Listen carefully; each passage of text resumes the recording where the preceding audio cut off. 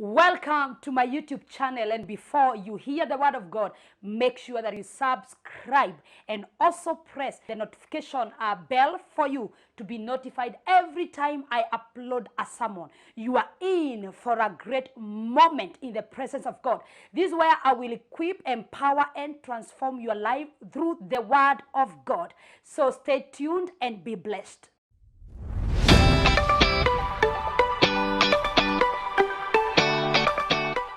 Tell your neighbor, God was in it. Mwangalia mwambie, God wants to use you. Bwana Yesu asifiwe. I don't know what your past is whispering to you right now. Maybe it keeps on reminding you the things that you do. Maybe it is telling you you cannot be born again. One of my daughters, and she's here, she called me. I told her you have a ministry and you have to join a department. Then she texted me at night. She told me, Mom, let me tell you, the things that I have done, me, I cannot serve. My past. Nilimtumia maandiko ya Rehab. The following Sunday alikuwa na serve. Hata sikumhubiria, nilimtumia hiyo maandiko. Nikamwambia, I want you to tell me, you and Rehab, who has the bad past? Akaniambia, by the way, it is Rehab. Akaniambia, now serve the Lord. Serve the Lord. Bwana Yesu asifiwe. I don't know what is your past whispering to you. Maybe it is whispering regrets. Today, those regrets, you are dropping them. Those regrets, you are dropping them. Maybe it is condemnation, you are dropping it. Maybe it is telling you you are not good enough. Maybe it is telling you have wasted time. Anything your past is whispering to you right now, command it out of your head. Tell it, get out in Jesus' name. Get out in Jesus' name. Even Rahab was there and she was used by God. Tell your neighbor, God wants to use you. Bwana Yesu asifiwe. Whatever the enemy brings to you to disqualify you, God is going to use it to qualify you. Whatever the enemy is using to disqualify you, God is going to use it to qualify you. To qualify you. Whatever the enemy is whispering. Kuna watu hapa, shetani anakuonesha venye hata hufai kuolewa. Shetani anakuonesha venye unafaa kuacha hiyo ndoa, ukimbie na uende. Hata umeanza kuchora venye utakomboa nyumba. Ulize jirani, ni wewe? Ni wewe? Umeanza hata kupanga venye uko na mchoro. Muangalie, mwambie, hakuna kitu kama hiyo. Hakuna. God wants to use you in that scenario, in that situation. God wants to use you there. Hapo ndani hapo ndio anataka hapo. The devil tells you, you know, you cannot, even your mother was not, your grandmother was not, you know, kwenu kuna generational curse. Angalia jirani, mwambie ina break na wewe leo. Kama iko ina break na wewe leo. Whatever the enemy is using to disqualify you, I came to decree and declare as your prophet that God is going to use it to qualify you. God is going to use it to qualify you. God is going to use it to qualify you. The enemy said that you can never carry a baby because of the things that you did when you are in college.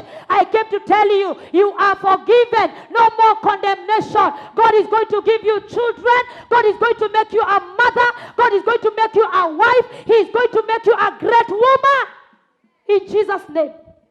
Tell your neighbor, don't be condemned by your past. Kuna mwingine alinipigia simu hii wiki. Akaniambia, prophetess, nahitaji ukombozi. Nikamuuliza ukombozi wapi? Akaniambia, mimi nilienda kwa mchawi jana kuroga boyfriend yangu. Jua alinihurt sana. Labda ulienda kwa mchawi, ukashika mtu pop, ukamweka chupa. Hallelujah. Kuna mtu kama huyo hapa? Nataka kuita utakolo. Kuna mtu kama huyo hapa? Maybe ulienda kwa mchawi, ukapelekwa na girlfriends.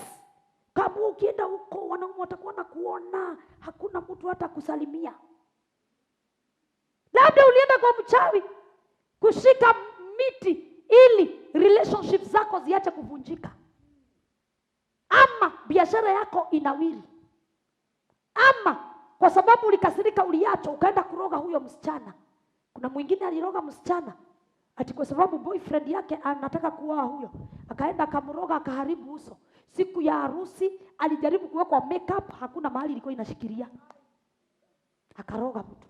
Maybe kuna kitu ulitenda kibaya. uliokoka. I came to speak to you, woman. Don't feel condemnation. Don't feel condemned. Don't feel bad about it. Now, use that to change lives.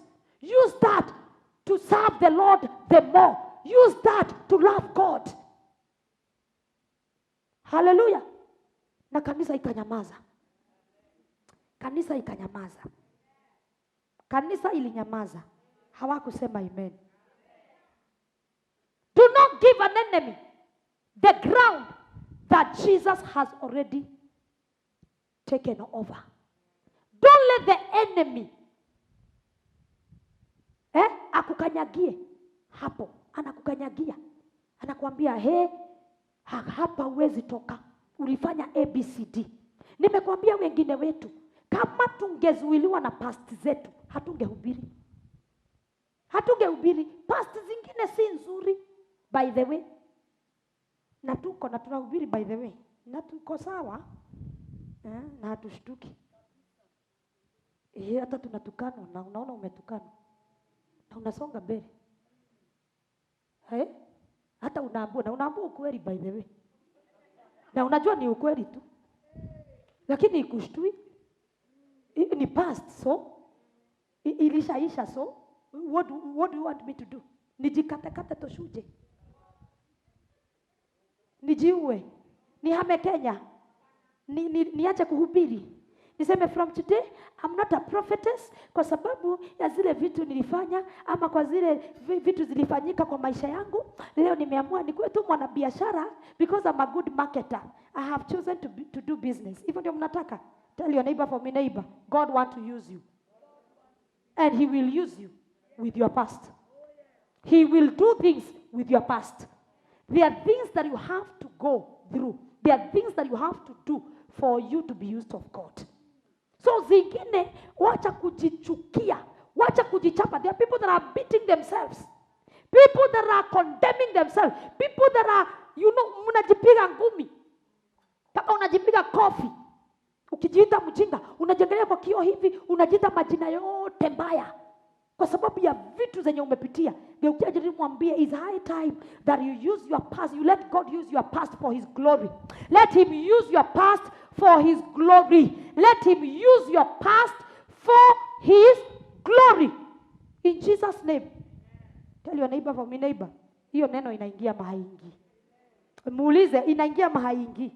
Leo ninahubiri polepole ndio mshike. Mnashika kitu? By the way, kule nyuma mnashika? Faith, mnashika huko nyuma? Good. Tell your neighbor, don't allow the devil to bring you down. Don't allow people to bring you down. Don't allow them. Don't allow them. There is a woman of God who got married the other day. And then I saw someone commenting and saying, as a woman of God, how can you get married twice? Na sasa mwenye alikuwa ameolewa na yeye alivunja yeye mkono, akatoa yeye jino, anakuanga na jino ya silver ameweka, unafikiri ni swag, lakini ni jino iling'olewa. Bwana Yesu asifiwe. Hello? Akamfanya vituko zote unajua mwanaume anaweza fanya mtu.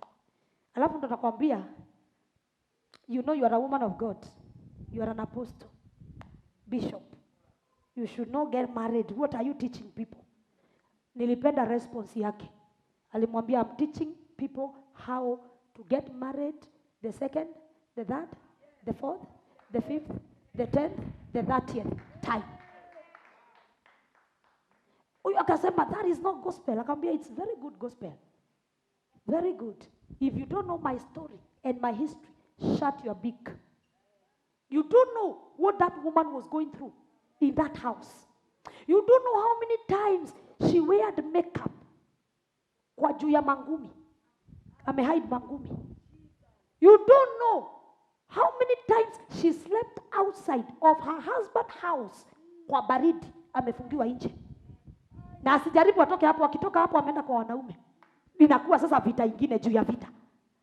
You don't know for how long this woman have been enduring And then you are here saying, kwa nini anaenda anafundisha watu nini sasa? Kwanza dunia hii imeharibika siku hizi zetu. Kwanza akasema I cannot listen to any woman preacher. Nikakuja hapo nikamwambia, my brother, get out of here. Go and listen to your fellow men. You grown up man, go listen to your fellow men. Juu hao ndio wanachapaga mabibi. Wanawakanyagia chini na naambia ujaribu useme. Ujaribu uongee na kuua. Mtu anauawa tunaanza kusema, kwa nini hakuongea? Aliogopa. Kama angeongea mngemuongea. Kama angetoka mngesema hajui kutunza ndoa. Ndio maana alikufa. Kwa nini tunaua watu? Why do we kill people? Why are we killing girls? Naona mtu ametulia kwa sababu hataki kutoka, anakufa, tunazika. Alafu hapo sote tunaenda kwa zile zinaitangwa nini? Mazishi. Alafu hiyo tunapoa time ya kuongea. You know, she talked to me like 2 months ago. She told me what she was going through. And I told her, avumilie tu, ndoa ni kuvumiliana. Oh my God, I wish I told her to come out of that marriage. Shitwe! Unalia nini? Unalia saa hiyo, unalia mpaka ushikiki. Una faint kwa mochari. Una faint. Na angetoka, wewe ndio ungekuwa kwanza kusema na walifanya harusi. Tulisema tu ataachana. I knew it. Tell your neighbor, for me neighbor, is high time you don't care about people. Is high time you don't care about what people will say. Is high time you don't care what people will talk about. Is high time your peace of mind matters a lot. Your inner peace matters a lot. As long as you have the peace, don't care what people are talking about. As long as you are happy, don't care what people are talking about. Tell your neighbor, for me neighbor, God is interested with your past. He wants to use it. He wants to use that past to deliver people. Mwangalia mwambie, he wants to use that past to deliver people. It doesn't matter what things that you did when you were a teenager or early adult or a college girl, whatever you did. Hata kama ulikuwa unalewa, unaenda unatoa nguo zako, unasimama kwa meza hivi, unaambia wanaume, leteni pesa sasa. Unafanya hivi bila nguo. Hata kama ulifanya hiyo, ulishatoka huko. Hauko huko tena. Hauko huko tena. Hello? Hata kama ni wewe ulikuwa na 5 wa gas, wa Uber, wa nywele, wa school fees. Wewe mwingine alikuwa wa nini? Wa rent, mwingine wa nywele, mwingine makucha, mwingine ni wa out, yule good looking. Yule akona, you know, huyo ndio wa out, good looking. Yule ugly ni wa rent. Yule sura personal ni wa gas. Hata kama ulifanya hivyo, ni sawa, ulifanya na ukatoka. Now, let your past be your past. Let God use it for the glory of Him alone. Let God use it when you stand on the altar, when you go in the prayer room, when you go to seek the Lord, you seek Him with understanding because you know where He took you from. Unajua alikutoa wapi. Unajua alikutoa wapi. Hata kama wewe ni wale watu walikuwa na lalanga kwa bar. Kula na uombe, useme Baba, kumbuka wasichana, kumbuka wanarika, kwa sababu siku moja ulifanya kile wanafanya. Let God use your past for His glory. Let Him use your past for His glory. Hata kama ni ukavaa uchi, ukaenda kama vitu zote ziko nje, zikaonwa na kila mtu, zikaguzwa na kila mtu, zikaekelewa pesa na kila mtu, ulipitia hiyo na sababu leo hii ndio maana unavaa vizuri. Leo hii ndio maana unajitunza, unafunika. Leo hii ukiona wasichana wamevaa hivyo, unasema ombi, unasema Father, remember this generation. Juu ulipitia. Ukija nimwambie jirani, God is interested with your past. He wants to use it for His glory. Don't feel guilty of the things that you did. Don't feel guilty of your past. It is your past. And God knows it. By the way, don't remind God. He knows it. He knows that you are a Rahab. He knows you are a Rahab of your season. He knows that you are that bad girl of your season. Now is high time that you rise and start serving the Lord like yesterday. You start praying. You start fasting. You start reading the word of God. You start talking to people. You start encouraging other girlfriends. You start praying for other girlfriends. Start praying for other women that are going the same thing, through the same thing that you went through 5 years ago. You know better because you wear the shoe, and it's only the shoe wearer who knows how it pinches and where it pinches. Because you wore that shoe 5 years ago, now you are able to pray for someone wearing the same shoe today. Let God use your past for his glory. Don't be intimidated by the devil. Don't let the devil remind you the way you used to drink all the money. Kwanza leo nakukumbushaga ukikosa rent, kumbuka venye ulikunywa 20k na siku moja. Kumbuka vile ulipelekwa Vasha, mukatumia ka 50 na siku moja. Niwe huna rent sasa na umeokoka, afadhali urudi huko. Anakurudisha, anakwambia afadhali urudi huko kwa dunia, afadhali umwambie shetani, hiyo ilikuwa hiyo na nilisoma nayo na ninajua nilifanya hivyo, usinikumbushe. I am a new creation and my past God will use me for his glory. God will use it for his glory. Wewe wanangi, wakati umesota sana ndio shetani anakukumbushaga penye ulikuwa unakunywa muzinga ya 20k na my girlfriends. Alafu anakukumbusha venye ulikunywa. Anakukumbusha venye hiyo siku kulikuwa na pesa. Anakwambia una kutoka uokoke. Si hivyo ndio shetani anatuhubiriaga? Is it the reality? Is it the truth? Anakuhubiria na kuambia guy, fadhali hata ungekuwa kwenye ulikuwaga. Ona venye ulikuwa umeomoka. Saa hii huna kakitu. Shetani anaanza kukuhubiria. Akikuhubiria mwambie shetani, toka kwa kichwa changu. Sitaki mahubiri yako. Yesu ni Bwana. I am a new creation and I know there is better life in salvation. There is better life in Jesus. I did it. That is my past and I have nothing to do with it. And God will use it to ashame you, devil. To ashame you. Aki kuna watu watavaa neti waashame shetani.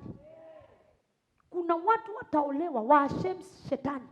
Kuna watu watahubiri waashame shetani. Kuna watu watafanya biashara ili shetani achanganyikiwe.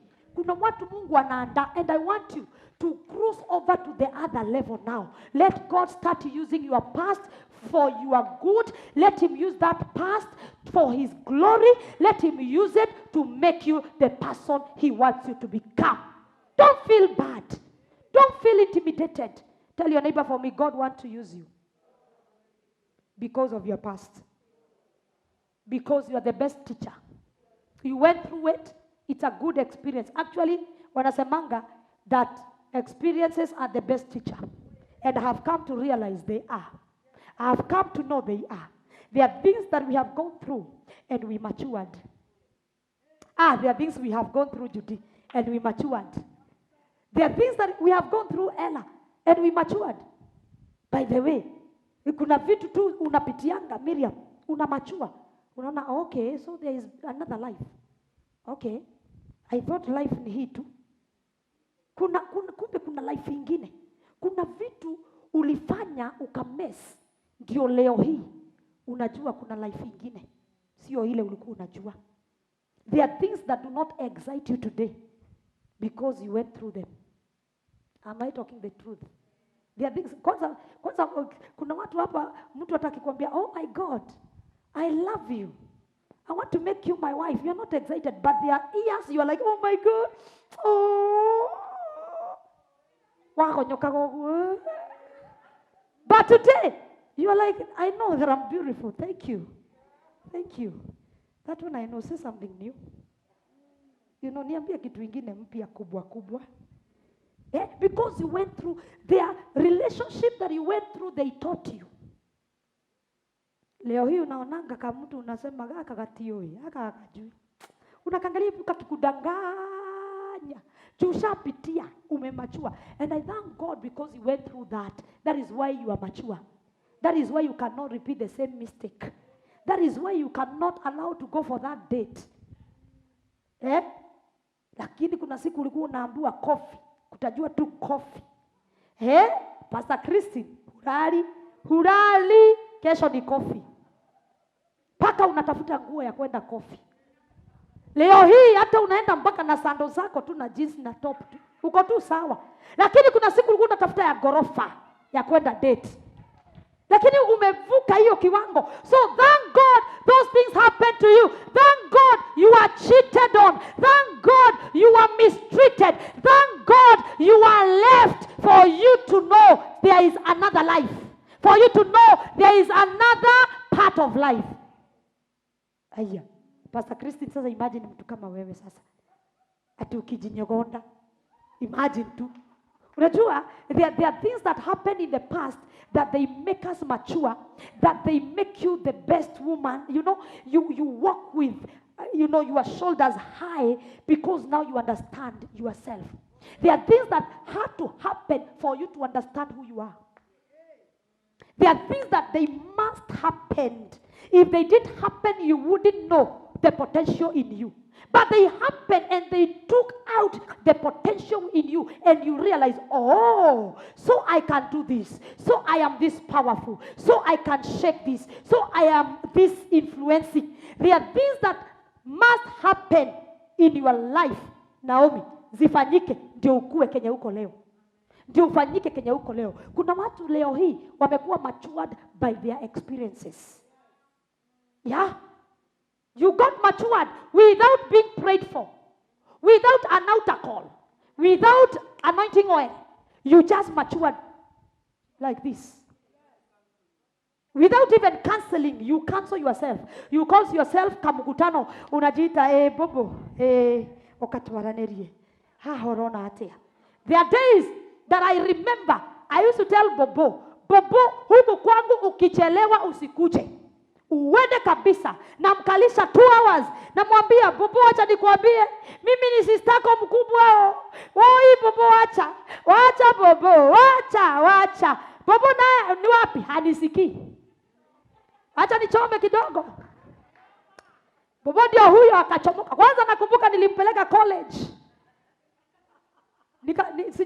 Si college, nilimtafutia job kwa college. Alikuwa amemaliza college, nikamtafutia job kwa college ya beauty. Nikamtafutia kwa beste yangu Beauty Point. Beste yangu anaitwa Esther kwa Beauty Point. Bobo akakuwa mwalimu anafundisha huko. Nikamwambia Bobo, venye nakuona huyo mjamaa huyo Bobo huyo. Bobo hakunisikia. Bobo na akaenda. Bwana Yesu asifiwe. Mimi niliona tu simu, mteja wa nambari unaotaka hapatikani kwa sasa. Few months or years later, Hadasa ndio huyo pap. Akakuja akaniambia, nimejua. Chochote utaniambia nasikia. Sasa nimejua. Akajua bila nilikuwa nampe counseling lakini haioni. Si ndio tulikuwa unaambua wacha hii. Lakini unaona madhe ni nini wewe? Kwani hukuolewa hata wewe? Madhe, unajua siku hizi si kama siku zenu. Siku hizi kuna fashion, siku hizi kuna hii, tuko digital. Madhe, ulikuwa analog. Lakini kitu tu ikafanyika pap, ukamachua without your mother. Ukamachua without a pastor. Ukamachua without your father lecturing you. Ukajiita kamkutano. Wenye walikuwa nakuongelesha ukamwambia, now I know. Don't tell me, I know. You have no reason to tell. I know now. There are things that were supposed to happen for you to be shaped, for you to become who you are today. Now, right now, today, Bobo, alimachua, alimachua. Hiyo mpaka namtoreaga ushuhuda. Hata I don't care. Hata nimuone wapi, hata nione ameenda amekaa, hata amekuwa wapi, sasa anajikalisha kwa kwake, hata akiwa anajikalisha, I don't feel threatened. I don't feel like nasikia uoga. Sasa Bobo ako wapi, ako na nani? I am very okay. She matured by herself without me prophesying. So there are things. I'm giving an example of my real sister. Kwa sababu najua kwa hapa na haezi nienda kunichapa, ni mdogo wangu by the way. Haezi fanya kitu. I'm telling you, there are things that you did, they were not mistakes. That baby that you got, that baby was not a mistake. It was meant to happen. Yes, it was. Hata kama uko na wawili, they were supposed to come on earth. Na ni wewe Mungu aliamini ubebe hawa watoto. They were supposed to be brought on earth with a reason. and a purpose. Don't feel guilty. Don't feel punishing yourself. Don't bully yourself. Don't beat yourself because you are a single mother, because you messed at your early age, because you did whatever you did. Know that anything you did, God planned it. Nani ulikuwa unataka alete huyo mtoto duniani? Ona huyo mtoto venye ni mwerevu. Ona huyo mtoto venye anakufanyanga happy. Ona huyo mtoto venye you are proud of being called a mom. Nani mwingine angeaminiwa abebe huyo mtoto isipokuwa wewe? Don't feel bad. But you know, I got the baby at the age of 16. It is well. You are a woman and you had breast to breastfeed. So ulikuwa na matiti ya kunyonyesha kwa katoto. Don't feel bad. Wacha kuficha mtoto. Wasichana wenye wanaficha watoto, wacha kuficha mtoto. Ladies that are having children, if a man comes to you, number one thing, tell them, I have a baby. I have a baby. Na umtore picha. Na umuoneshe. Ndio kama anaendelea endelee. Kama haendelei atoke. Wacha kuficha mtoto ati juu unataka kuolewa. Wacha kuficha mtoto ati kwa sababu hutaki mtu akuache. Ni wangapi wameficha watoto? Mwanaume akielewa uko na mtoto anakuchukia kushinda vile anakupenda. Be happy about that past. Be happy that you became a mother at an early age. Be happy that you mothered those children, and God has a great future for you, and He will use that for His glory. He will use that for His glory. Don't punish yourself. Tell your neighbor, do not punish yourself. He wants to use your past. Okay, mwingine mwambie, He wants to use your past. Amen. Okay, jana mwambie, He wants to use it.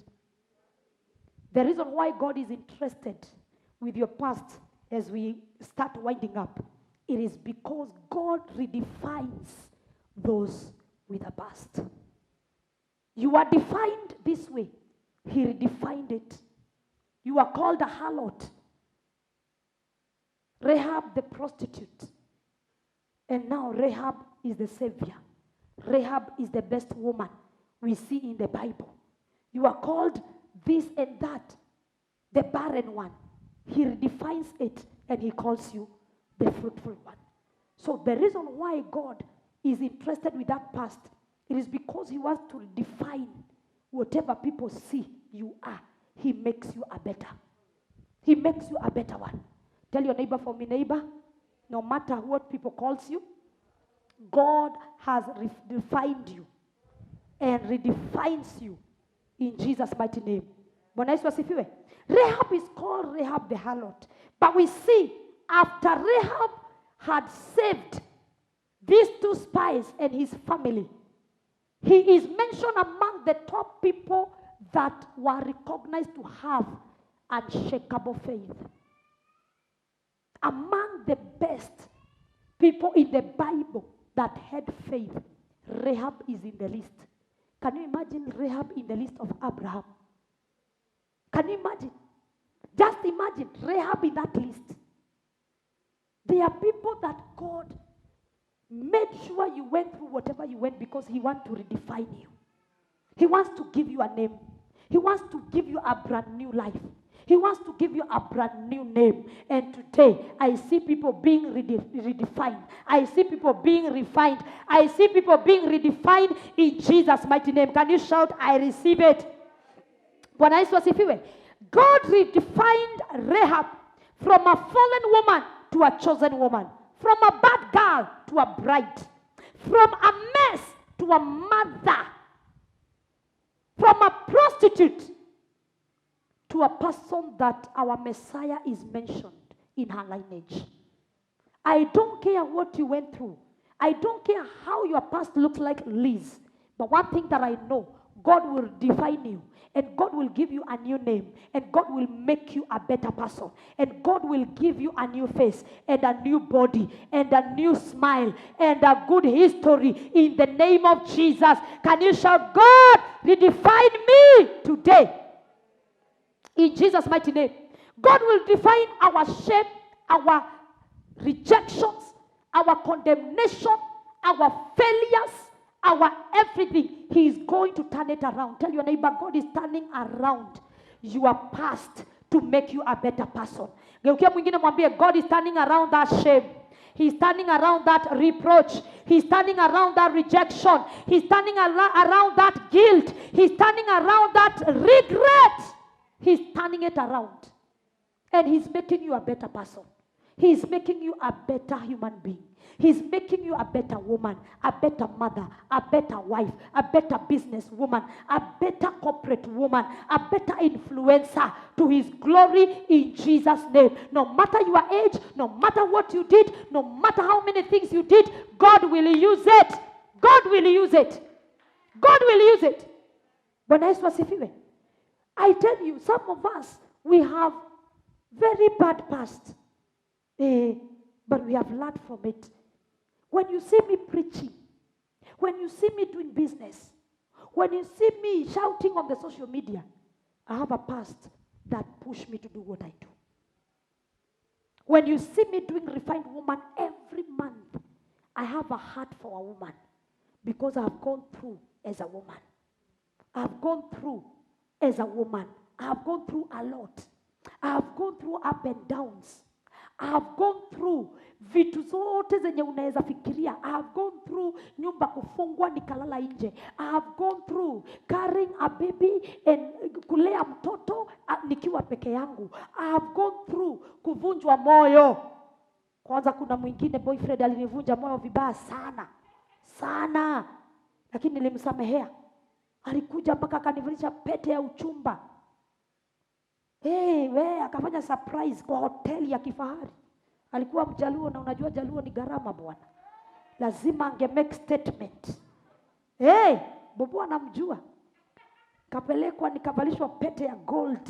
Bwana Yesu asifiwe. Nikajua sasa me I'm the queen. I have arrived now. Na mimi nikaanza kupenda mtu. Alafu alikuwa na gari anakuja nazo anabadilisha Premio leo, Lexus, Harrier. Ukiaje nimwambie kuna kwanga na kitu inaitwa kahaya by the way. Mwambie kuna kitu inaitwa kahaya kama hujaijua. Bwana Yesu asifiwe. Alafu nikapelekwa kwa kanyumba. Si nimwambie kaka story kidogo. Ndio usione kama ni wewe tu ulidanganywa. Kwanza mimi nimedanganywa na wengi. You know me, I have a problem of loving. Me, if I love, I love. So you know me. Me, I love people. I love, the way I love you is the way I love. If I love a man, I give all. I give my everything, my energy, my attention, my affection, my money. Kinyabesha ta imagine. Bwana Yesu asifiwe. Tiapana. Sikia watu, ametoa pesa mahali. Ukisikia mtu anasema hapana, amelisha mtu, amelipa rent. Hallelujah. Amevalisha nguo. Ameosha mtu. Mimi nikapelekwa kwa kanyumba Miriam. Sijai kupea kaka story ya lady. Nikaoneshwa kanyumba ka 1 bedroom. By the way, hiyo nyumba ilikuwa supu. Mimi kwangu sikuwa na fridge by then. Kanyumba kalikuwa na fridge, na microwave, na TV flat screen. Kwangu ni ya katumbo. Mimi nikajua nimefika mimi nilikuwa niko single room. Hii ni bedroom. Na picha zilikuwa ni zake ziko kwa wall. Bedroom ni picha zake, sitting room ni picha zake. Msiniulize niliingia bedroom kufanya nini. Kila kitu picha zake, nguo zake zimehangiwa. Bwana Yesu asifiwe. Wacheni kuniangalia funny. What is it? I have a past. That is why today I'm preaching to you. That is why today I am standing here to tell you God can use your past flawless for his glory. Nikajua nimefika. Mimi nilikuwa praise and worship leader by then kwa church yetu. Nikiwa nimeimba hivi, tulikuwa pale tao. Nimeabudu, naona tu msichana. Naambia watu wainue mikono, hainui. Kwanza ako zile za hivi. Mimi nafikiri ni muziki, anapiga drums. Naambia watu tucheze sasa praise, hachezi. Nikakuwa curious. Macho yangu ikakuwa kwake. Na juu kanisa hiyo, apostle wa hiyo kanisa alikuwa anafanya ukombozi wa kutoa mapepo. Kitu ikaniambia dada ako na mapepo. Hizi mapepo ni mingi. Unaona vile zinakuangalia prof.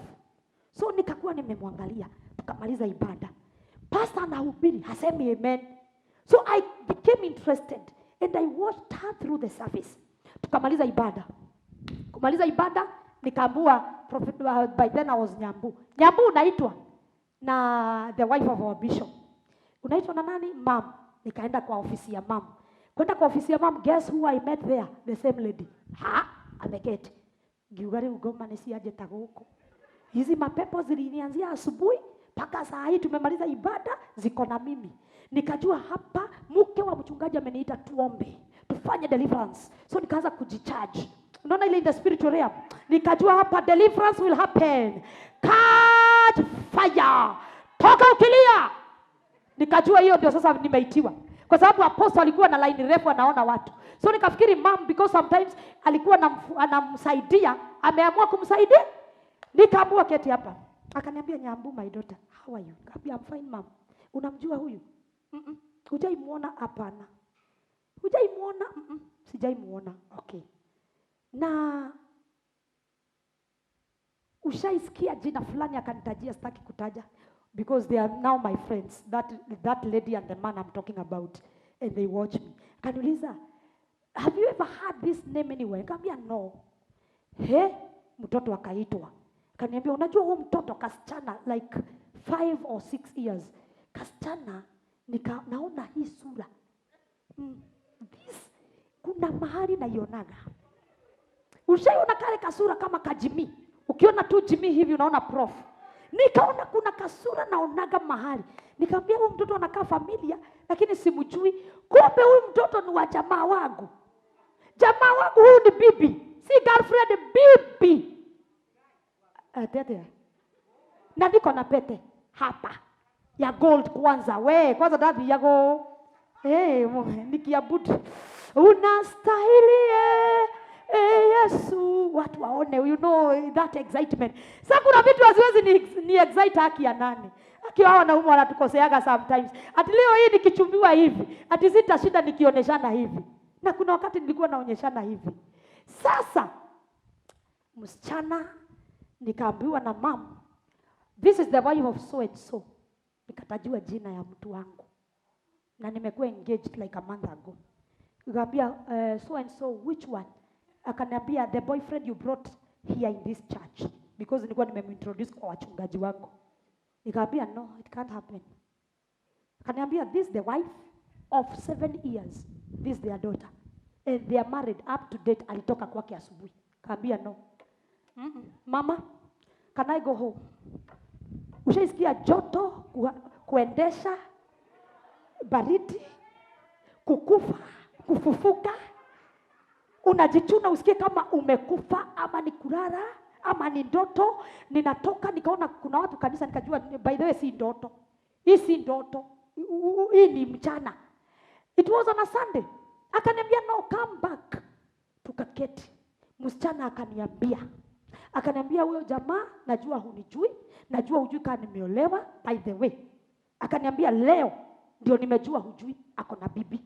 Nilikuwa nimekuja purposely kukuchapa. Nilikuwa nimekuja kukuhumiliate kwa altar. Ningekutoa na nikuchape mbele ya watu kwa sababu umechukua mume wangu. But when I came, something told me that you don't know. You are innocent. Na nilipokuangalia ulikuwa unaniangalia, nikaona vile unaniangalia haujui kitu.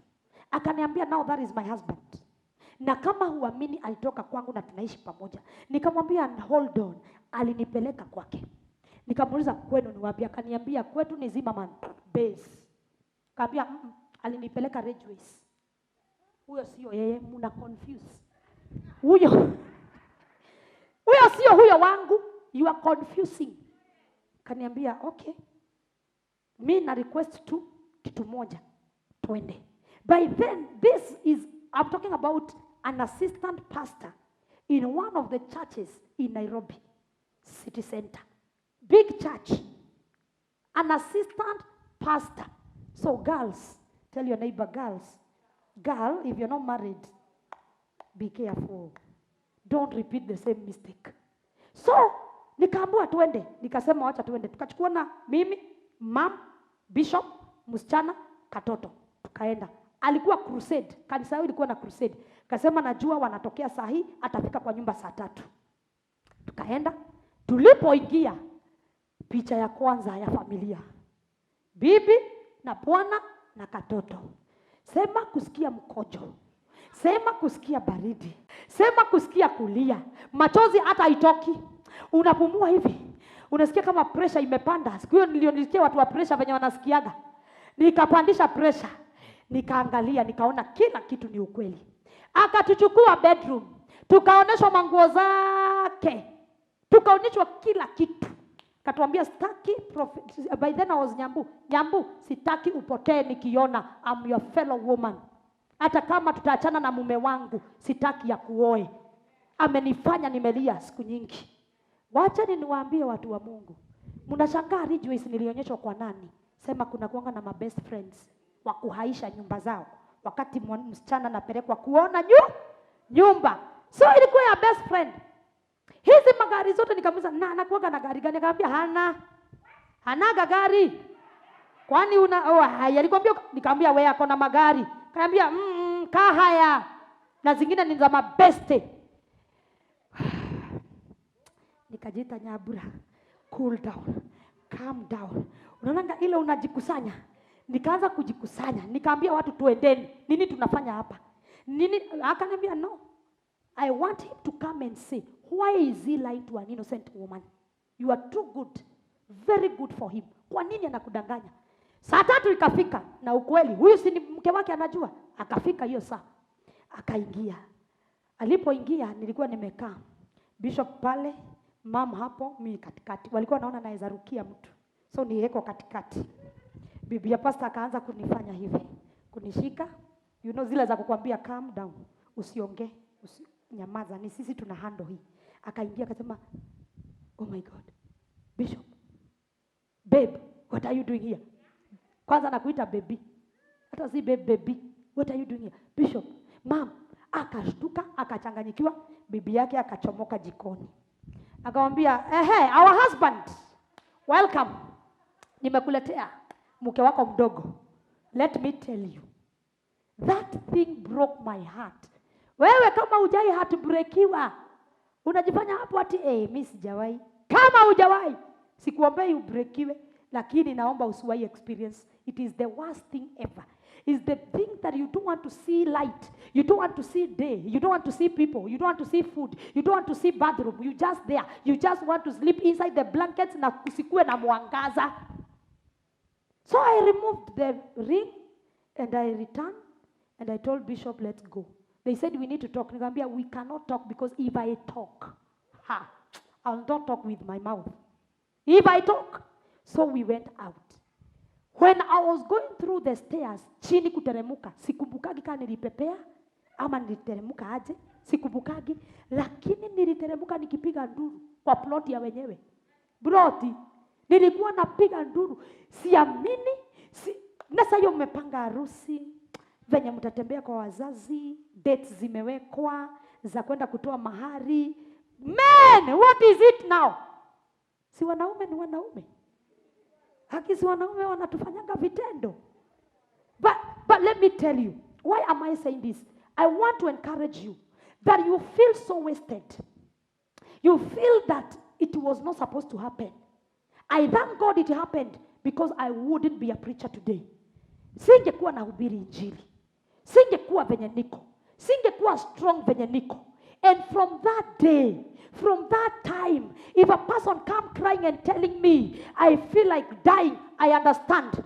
Alex, I understand. If a person comes and tell me I feel like doing this, I feel like taking my life, I feel like dying, when someone comes and tells that, I understand. Kama singevunjwa hiyo moyo, ukuje saa hii uniambie nilifanywa ABCD, ningekuhurumia. I have a lot of women and a lot of girls that comes to me. I remember when Pastor Judy came to me day one, she never spoke. I was seated here. We didn't have an office by then. So I was seated here. Judy came. She wanted to talk, she couldn't. She was so hurt, so broken. I allowed her to cry on my laps. Alilia, paka ile nguo nilikuwa nao ikakuwa maji. Why? I understand. I do understand. If I didn't go through that, how will I sit down and listen to a person and allow them to empty? Bwana Yesu asifiwe. So when I say that God is interested with your past, to use it for his glory, those are the things I'm talking about. Today, I'm able to listen to women that are dying, women that are broken, women that are crying, women that are tired of life. I'm able to listen to them because one day I was broken, one day I was tired, one day I wished I died. One day I wish morning will not come. That season, it was a season of a whole month. I went through a month that I don't want to go through again in my life. I cried my tears zikaisha. I cursed that man, malaana zote zenye nilikuwa najua zikaisha.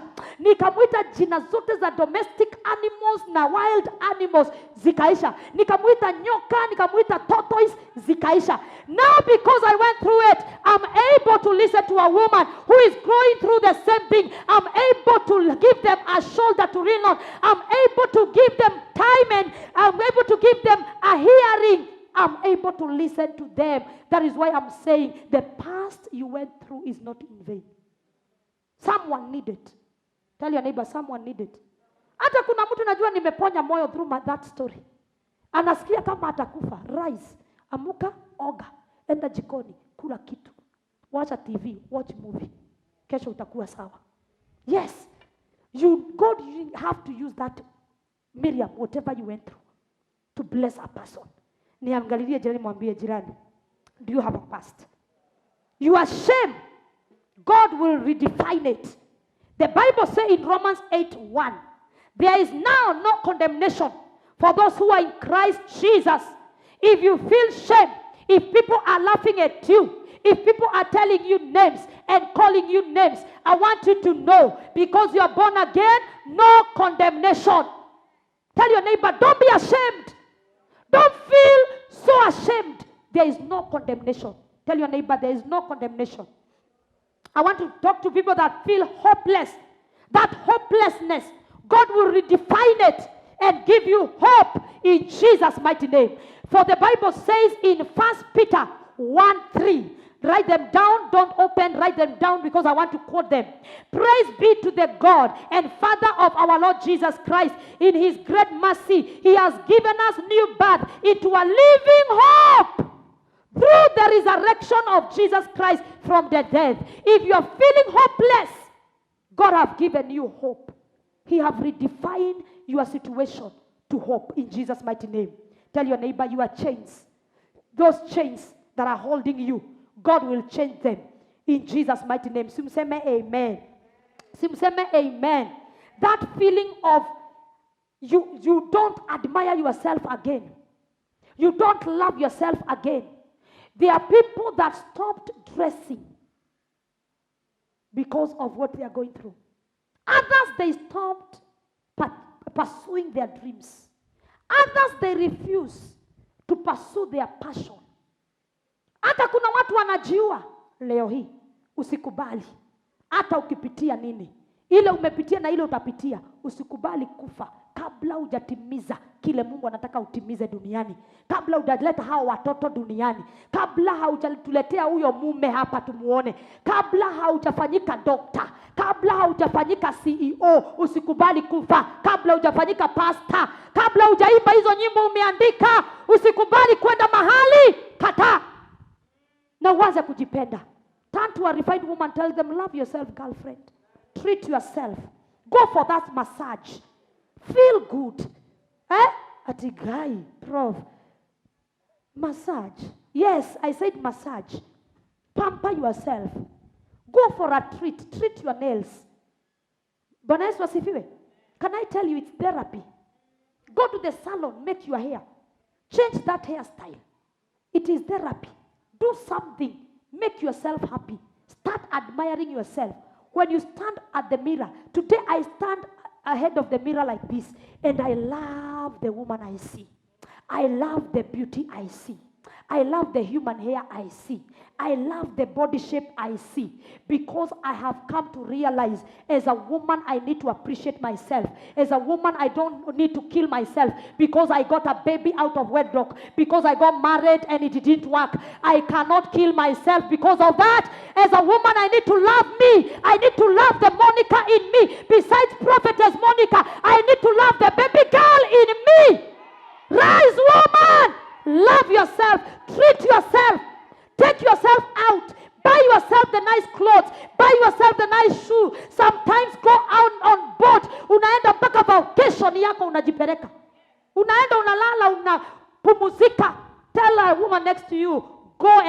yourself from tonight. Besides the past you have gone through, start buying clothes. There are people who never care the way they dress. From today, I challenge you. Move on from your past. Start dressing well. Enda nunua nguo zingine sasa. Enda salon ujitengeneze. Enda uanze kuvaa vizuri. Kuna watu mpaka walipeana high heels zote. Wanavaanga rubbers. Kwa sababu ya vile vitu wamepitia. Enda saa hiyo anza kununua viatu zingine. Tell a girlfriend next to you, love yourself. Because God loves you more than you can imagine. Mwangalie, admire yourself. Mwangalie, mwambie, if you don't like the woman you see in the mirror, change. Go and change that woman.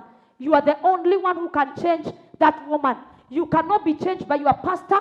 No man can change what you feel about yourself. It is you who can change what you feel about yourself. If you don't like the way you are, go and make yourself beautiful. Go and make yourself happy. No man can give you happiness. Happiness comes from within. Even today, if you get married to a son of our President Uhuru Muigai Kenyatta, if you're not happy, you'll never be happy. Hata uolewa na billionaire. If you're not happy, you will never be happy. Be happy inside of you. Love you. Treat you. Pamper yourself so that you are able to love other people. Let me tell you, if you're a woman with bitterness, it's a lie that you can love again. You can never. You have to let go. You have to release it. For you to love that man that is coming, for you to be able to forgive your husband, you have to forgive yourself and love yourself for you to be able to love that man. No happiness that comes from outward. Happiness comes from inside. When you realize that, nothing will pin you down. When you realize that, nothing will bring you down. Tell your neighbor, for me, girlfriend, forget about what you went through. God wants to use it for his glory. Go and start treating yourself. Can I see people in December going for vacations? Can I see girlfriends going for vacation? Can I see people in Mombasa going to take their kids out? Come on. Can I see people dressing up when they come to church? Can I see people with those high heels? Can I see people with their nails made? Can I see people with their human hair? Akifanya hivi. Kuna mtu anaweza afford, lakini maisha ilimpelekesha akakosa radha ya maisha. Ukiaje nimwambie rudisha radha. Mwangalie mwambie rudisha test ya maisha. Rudisha test ya maisha. Hello, make yourself happy. Whatever makes you happy, do it. Kama ni kutoka kwa hiyo nyumba umechoka nayo, hama. Enda badilisha curtains za nyumba yako. Badilisha curtains za nyumba yako. I came to realize even the things around you matters a lot. They matters a lot. You have been saying the same curtains for 4 years, for 5 years. Enda badilisha, weka color bright angalau uone kama ukiingia kwa nyumba utasikia vizuri. Badilisha nguo, badilisha beddings. Enda toa duvet zote zimezeeka, weka mpya. Toa hiyo mattress imebonyea hapo katikati, weka mpya. Uone utakuwa unatamani kwenda kwa nyumba yako. Do something to make your life good. Love yourself.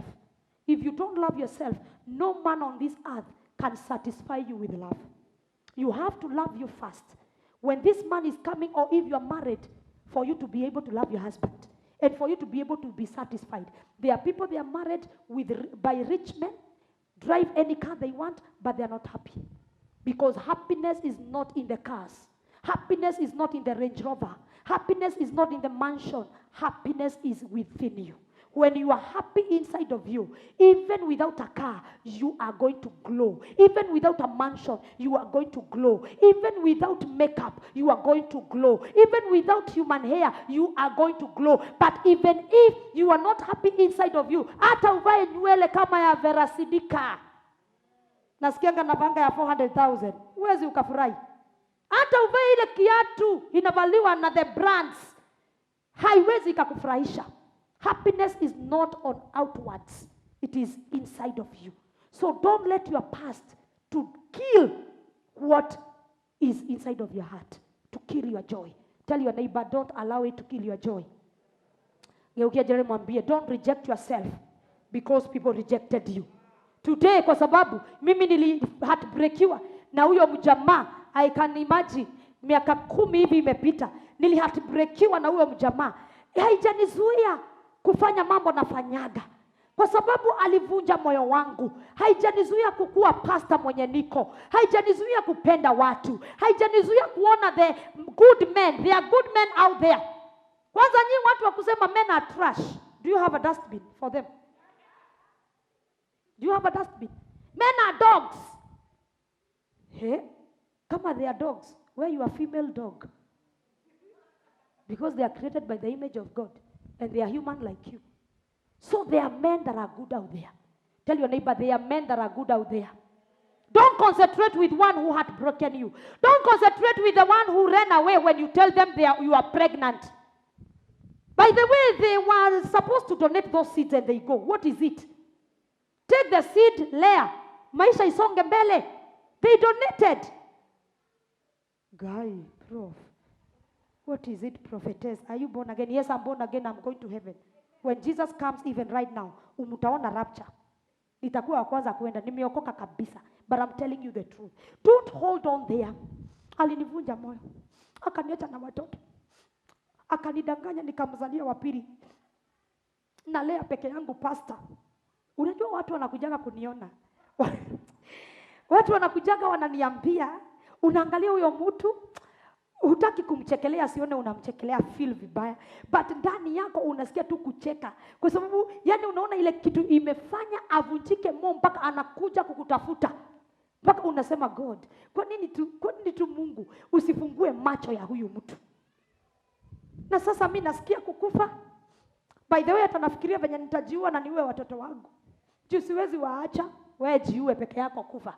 Acha na watoto. Watoto ni wa Mungu. Unataka kukufa, ukufe peke yako. Mwingine alikuja akaniambia nataka kukufa. Nikamwambia kufa. Unataka kukufa saa ngapi? Kaniambia Mom, you can't tell me that. Nikamwambia si umeniambia unataka kukufa. I don't mean it. Nikamwambia but umesema unataka kukufa. Unataka kukufa saa ngapi? Unajua sometimes is good unaongelesha mtu hivyo ndio naona reality. Nimwambia unataka kufa saa ngapi by the way? Nikamwambia by the way, ukikufa na nitaambia watu ulikuwa umetabiri ukasema utakufa. Akasimama akaniambia, why are you saying that Mom? You know I'm broken, I'm tired. Nikamwambia but you want to die. Die and you see life will continue. Tutafanya vitu, tutakuzika. Huyo unataka kufa juu yake, atakuja na girlfriend mpya mazishi. Kimwambia kekere. Hiki kimelala hapa kilikuwa kimjinga sana, no wonder kimekufa. Don't die now. How can you die? How? Where? When? How now? Ask a girlfriend, how now can you die? Ati juu huna rent. Ati juu watoto wamefukuzwa shule. Ati juu saa hii unaingiza mtoto form 1 na hauna pesa. Afadhali wewe uko na mtoto wa kuingiza form 1, stress ni school fees. Kuna mwingine stress ni kuconceive. Hajui atawahi pata mimba lini, akona pesa zote za kusomesha, lakini shida yake ni mtoto. Afadhali wewe uko na mtoto, angalau unaweza enda kwa watu waambie huyu mtoto anaingia form 1 na sina pesa. Huyu anatafuta, tutamuita aje? Tutamfanyia nini? Mwenye hana mtoto. Tell your neighbor, don't allow yourself to go down. Don't reject yourself when life rejects you, when people reject you. Are we together? Are we together? Don't disqualify yourself. Do not. Kata. Don't disqualify yourself. Don't remove yourself from the list. Ati I'm not in the list of the blessed. I'm not in the list of wives. I'm not in the list of a mother. I'm not in the list of corporate women. I'm not in the list of business women. Refuse to remove yourself in the list. Jiweke kwa hiyo list. Na ukae hapo. Na ukuwe group admin. I'm the group admin of the influencing women in my generation. Na sitoki. Wewe unakuwa unajua kuwa group admin hakuna mtu anaweza kukutoa. Kaa kwa hiyo WhatsApp group. Kataa kutoka. Kataa kukufa mapema because ati ulipitia, ati vitu zilifanyika. God is interested with that past because he wants to use it for his glory. Because he wants to redefine you.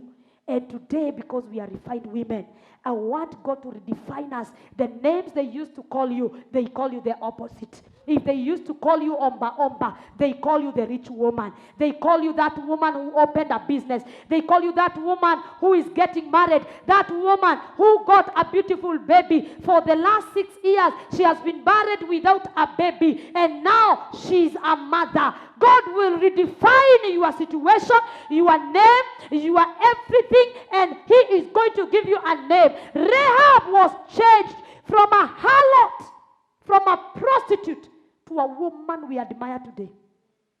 To a woman we are preaching about today. To a woman, she was written in a, by the way, Hebrews 11, watu wenye walikuwa na faith. Rahab was the odd one out.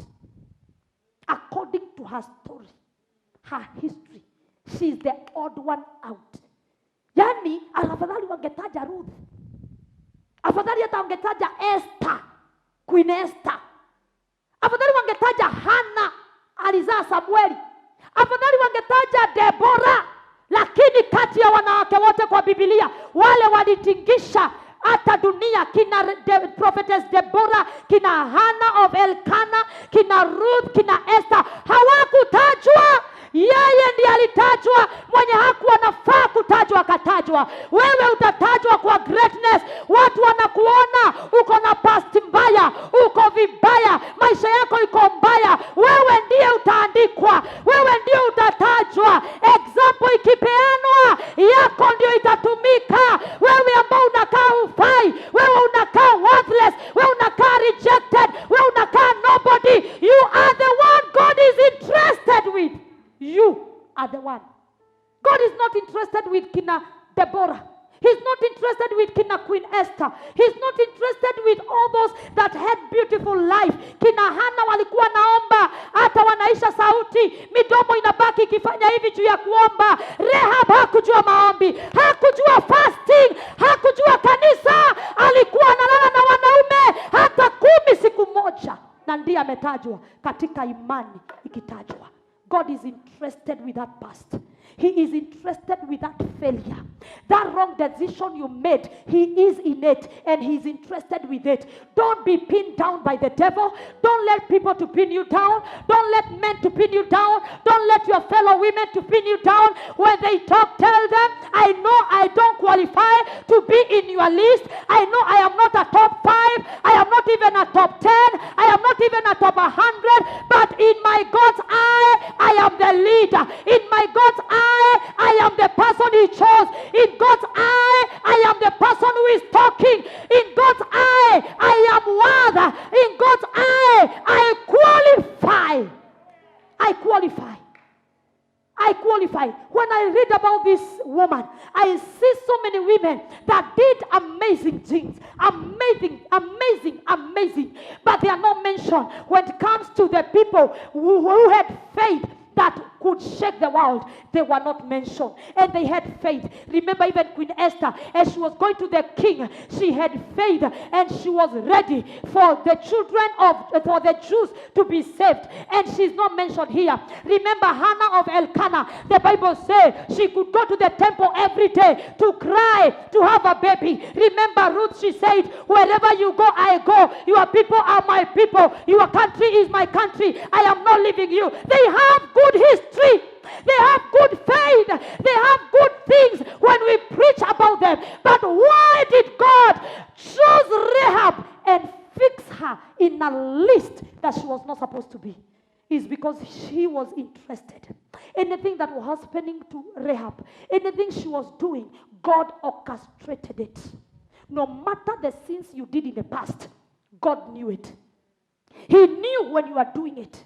And He knew He will not stop it. Because if He stop it, you will not mature.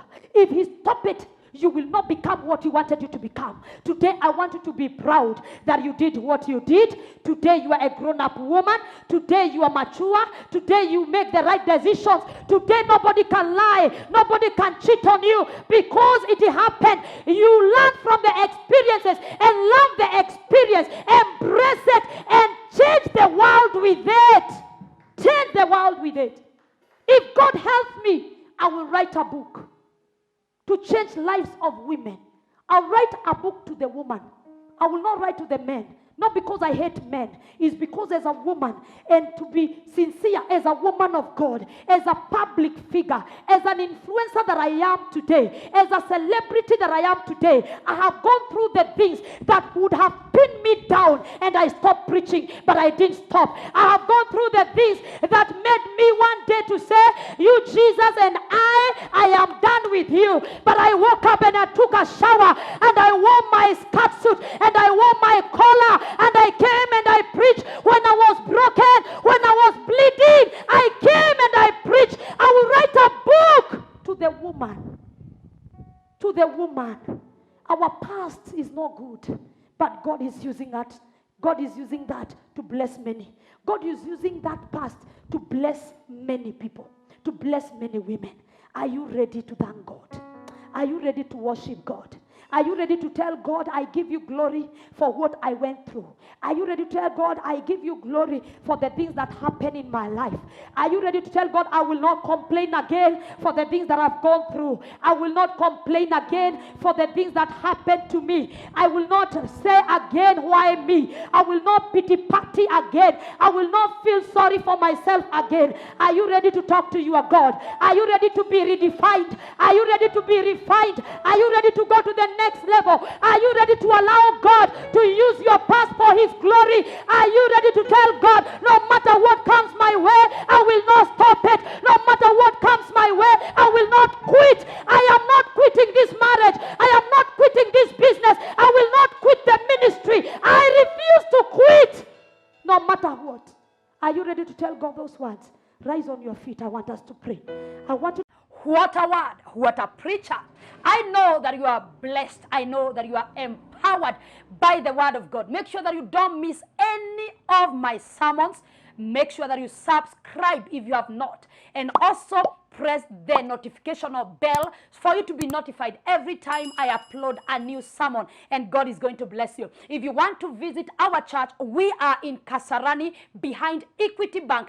That is where we are. You want prayers, counseling, or you want to gift our ministry with your offerings, this is the number going right down here. You can use it. It's our ministry line, and God is going to bless you. Stay tuned right here, and I will come again with a powerful word of God.